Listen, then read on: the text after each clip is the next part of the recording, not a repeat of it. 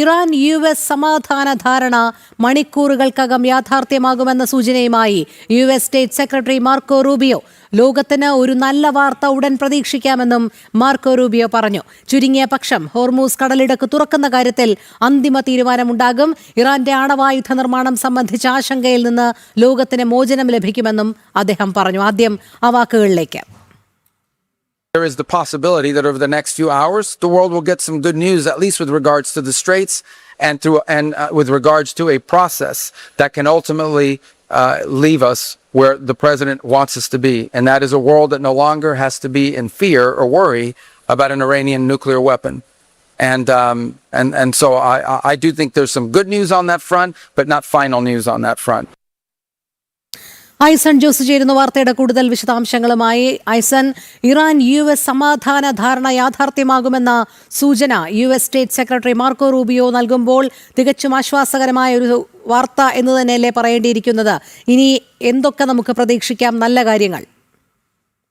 തീർച്ചയായും രോഹിണി, അദ്ദേഹത്തിൻ്റെ വാക്കുകളിൽ നിന്ന് തന്നെ രോഹിണി സൂചിപ്പിച്ചതുപോലെ നല്ല വാർത്തകൾ ഉണ്ടാകുമെന്ന പ്രതീക്ഷയാണ് പങ്കുവയ്ക്കുന്നത്. സ്വാഭാവികമായും ഇത്തരത്തിലൊരു നല്ല വാർത്ത എന്ന് അദ്ദേഹം പറയുന്നത് ഹോർമൂസ് തുറക്കുക. നമുക്കറിയാവുന്നതാണ്, ഭാരതം ഉൾപ്പെടെ നേരിടുന്ന ഇന്ധന പ്രതിസന്ധിക്ക് ഒരു പ്രധാന ഘടകമായി മാറിയിരിക്കുന്നത്, അല്ലെങ്കിൽ പ്രതിസന്ധിയിലേക്ക് നയിച്ചേക്കാവുന്ന ഒരു സാഹചര്യം ഉണ്ടാക്കിയിരിക്കുന്നത് ഹോർമൂസിലുണ്ടായിരിക്കുന്ന ഈ തടസ്സമാണ്. അക്കാര്യം പ്രധാനമായും പരിഹരിക്കപ്പെടുമെന്ന് കൃത്യമായി തന്നെ മാർക്കോ റൂബിയോ ഇപ്പോൾ അദ്ദേഹത്തിൻ്റെ വാക്കുകളിൽ പറയുകയും ചെയ്യുന്നുണ്ട്. മറ്റൊരു നിർണായക ഘടകം എന്ന് പറയുന്നത് ആണവധാരണ സംബന്ധിച്ചുള്ള വിഷയങ്ങളാണ്. ആണവധാരണ സംബന്ധിച്ചുള്ള വിഷയങ്ങളിൽ ആണവായുധം നിർമ്മിക്കുന്നതിനുള്ള അനുമതി, അല്ലെങ്കിൽ ആണവായുധം നിർമ്മിക്കാൻ ഇറാനെ അനുവദിക്കില്ല എന്ന നിലപാടിൽ തന്നെയാണ് അമേരിക്ക ഉള്ളത്. അക്കാര്യത്തിൽ ഒരു വിട്ടുവീഴ്ച ഉണ്ടാകില്ല. അക്കാര്യം അത്തരത്തിൽ തന്നെ തുടരാനുള്ള സാഹചര്യമുണ്ട് എന്നും മാർക്കോ റൂബിയോ സൂചിപ്പിക്കുന്നുണ്ട്.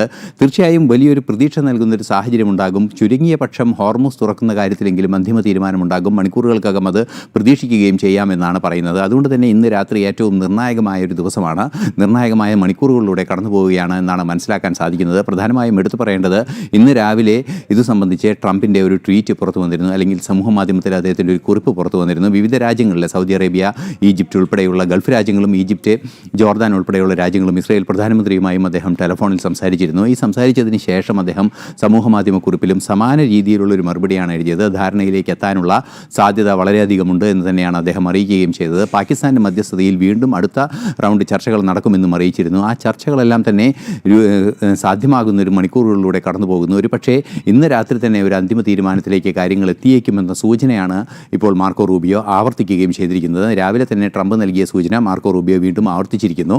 കാലങ്ങളായി നീണ്ടുനിന്ന ഇറാൻ യുദ്ധം ഇപ്പോൾ അവസാനിക്കുന്ന സാഹചര്യത്തിലേക്ക് കാര്യങ്ങൾ എത്തിയിരിക്കുന്നു എന്നാണ് പ്രാഥമികമായി നിരീക്ഷിക്കാൻ സാധിക്കുന്നത്. രോഹിണി. ശരി, ഐസൺ ജോസാണ് വിവരങ്ങൾ നൽകിയത്.